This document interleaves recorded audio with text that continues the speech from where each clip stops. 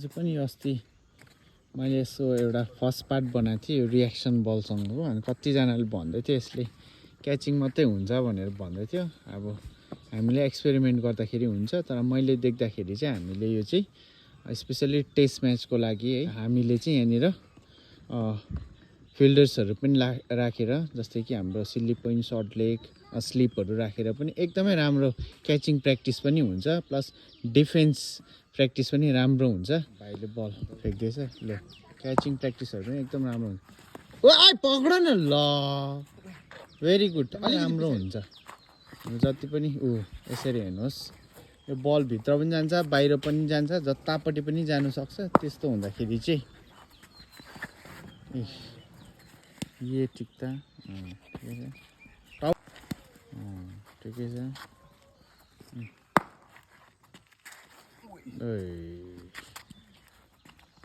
फेरि very good. यहाँ हेर्नुहोस् एकदमै राम्रो प्र्याक्टिस हुन्छ। पक्रियो, very good.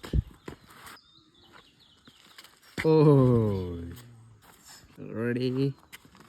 Hey. Oh, what's that? पक्रा खोइ त। लास्ट टु ल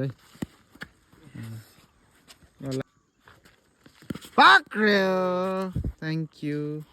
अनि जसले पनि अस्ति मलाई कमेन्ट गरेर यो बलको नाम मलाई याद थिएन है, जसले पनि यो रियाक्सन बल भनेर कमेन्ट गर्नुभएको थियो, अनि त्यसको लागि पनि धेरै धेरै धन्यवाद। अनि तपाईँहरूले कुनै प्रकारको सजेसनहरू दिँदाखेरि हुन्छ, हामी त्यस